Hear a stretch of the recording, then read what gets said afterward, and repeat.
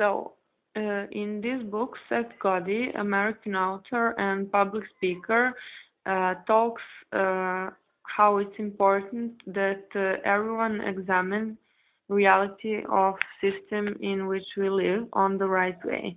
It's a fact that today man as employee of an institution or company not possess time and space for creativity because of the system which imposes its own rules.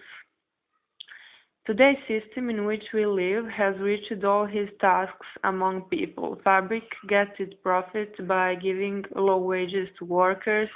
Companies and firms have also learned how to get profits by selling products at cheap prices and making them available to all across the internet. Partly because of that, we have stagnation. And when we have stagnation, generally, that means that we have opportunity to change something. In order to facilitate a way of life and reduce the heavy physical work, man devises a machine. In order to forward more and more, he continuing to produce machines. And that brings us to rapid development of technology we have today, and because of that, we brought ourselves to the point where we have no space for further advancement.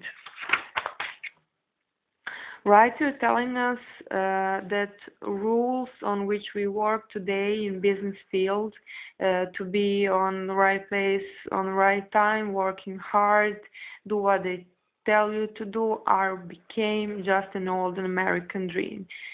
It became useless. But the new American dream would be making our own judgment about some matter, making more connections with people and similar. And that is also a way to be rewarded in our work. Those are the skills, and if we manage to do it, we become indispensable.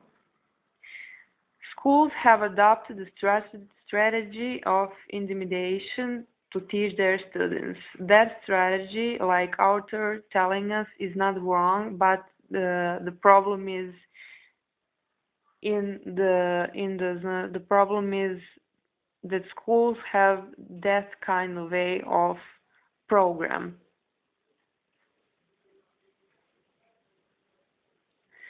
What we should learn in school is resolving interesting problems, how to be in leadership and similar, which is very important. On the basic of that, writer explaining to us that be good in school and have a good grades doesn't mean that we can be good in our careers.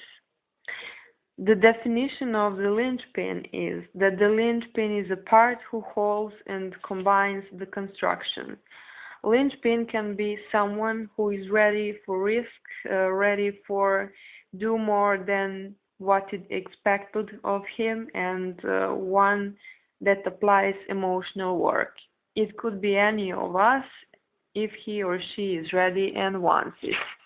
Emotional work is very important, and it means making judgments, connect people, perceive, be predictable, and similar.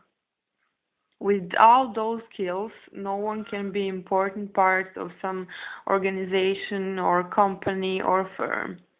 Emotional work has significant effects for the person who makes him and for her boss and for the company. It leads to greater openness and greater connectivity between people. And on that way, he makes business cooperation easier.